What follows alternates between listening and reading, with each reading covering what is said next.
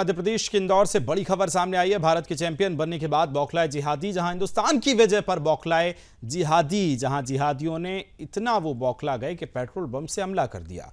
आगजनी के बाद इंदौर के महू में तनाव देखने को मिल रहा है। इलाके में भारी पुलिस बल तैनात की गई है।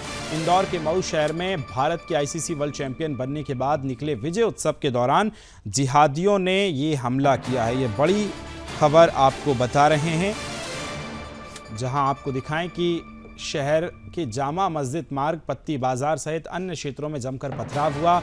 उन्मादी जिहादी लोगों की गाड़ियों में तोड़फोड़ करते हुए पेट्रोल बम भी चलाए, गाड़ियों में आग लगाई। आगजनी के बाद इंदौर के महू में तनाव का माहौल देखने को मिल रहा है। पुलिस को लाठीचार्ज करना पड़ा है, आंसू गैस के गोले भी छोड़ने पड़े। ये बड़ी खबर आपको इंदौर के महू से बता रहे हैं, जहां एक बार फिर जिहादियों ने जिहादी करतब किए हैं। अपने काले कारनामों से वो बाज नहीं आ रहे हैं। राम शर्मा मध्य प्रदेश से हमारे सहयोगी हमारे साथ जुड़ गए। राम, जरा ये दिखाइए कि किस तरह से इस पूरी घटना को अंजाम दिया गया। अभी क्या माहौल नजर आ रहा है, अभी क्या अपडेट पूरी खबर पर? देखिए, मैं जी आपको बता दूं कि मध्य प्रदेश की सबसे ज्यादा जो संवेदनशील जगह मानी जाती है मालवा और इंदौर, खासतौर से इंदौर पूरा इलाका है वो हमेशा संवेदनशील है। और न केवल एक बार बल्कि है और हमेशा ये माहौल करने की कोशिश करते हैं। और वैसे ही स्थिति कल उसके बाद में यहाँ यहाँ पेट्रोल कई सारे वाहनों में तोड़फोड़ की। उसके बाद यहाँ मामला दर्ज हुआ है, जब गिरफ्तार किया गया है। अभी मेरी एसपी एमपी के वासिल से बात हुई है, एसपी पाराशर से बात हुई है।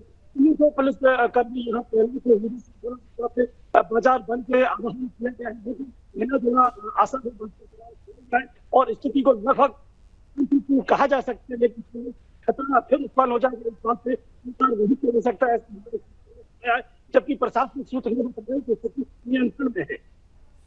जी, आपकी आवाज़ थोड़ा सा मुझे लगता है टेक्निकल इशू के चलते क्लियर नहीं आ रही है, लेकिन देखिए सहयोगी राम बता रहे हैं कि किस तरह से इस घटना को वहां अंजाम दिया गया है और जीत का जश्न वहां पर जो लोग हैं वो मना रहे थे। लेकिन ऐसे में कुछ लोगों को ये जश्न जो है वो रास नहीं आया, लिहाजा जिहादियों ने पेट्रोल बम से हमला कर दिया। मैं अपनी टीम से कहूँगा कि एक बार फिर रिकनेक्ट करें राम को, और राम की आवाज़ हम तक पहुँचे। सहयोगी राम वहाँ से देखिए विस्तार से इस खबर को कवर कर रहे हैं, नज़र बनाए हुए हैं।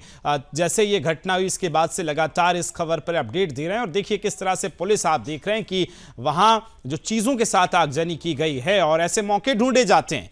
विजय जुलूस निकाला जा रहा था, विजय मनाई जा रही थी, जीत का जश्न मनाया जा रहा था, लेकिन ऐसे में कुछ लोगों को ये जीत जो है वो रास नहीं आई और इस तरह की घटना को अंजाम दिया गया है। हालांकि पुलिस बल तैनात है, कई लोग हिरासत में लिए गए हैं। पूरी नज़र जो है पुलिस बनाकर रखे हुए ताकि किसी भी तरह से कोई दिक्कत परेशानी जो है वो ना हो पाए। लिहाजा तस्वीरें आप देख रहे हैं।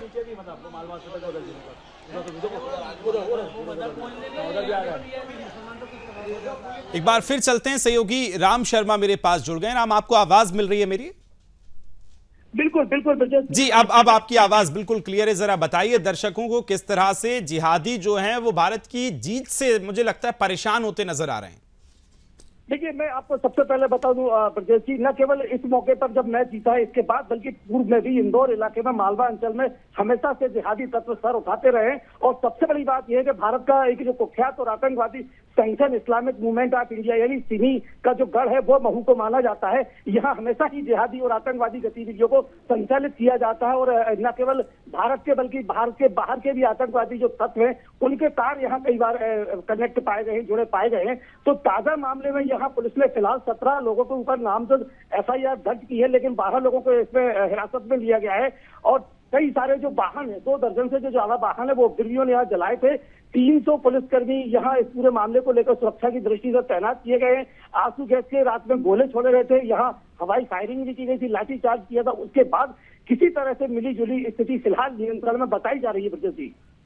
अच्छा, ये बताइए जरा कि अभी किस तरह से इस खबर पे अपडेट सामने आया है और ये इसके पीछे क्या सोची समझी साजिश नजर आती है कि एक वर्ग जो है वो जीत का जश्न मना रहा है। वर्ग क्या, हर वर्ग को मनाना चाहिए, लेकिन ये किसी स्ट्रेटेजी के तहत किया गया है। राम, ऐसा कुछ नजर आता है क्या?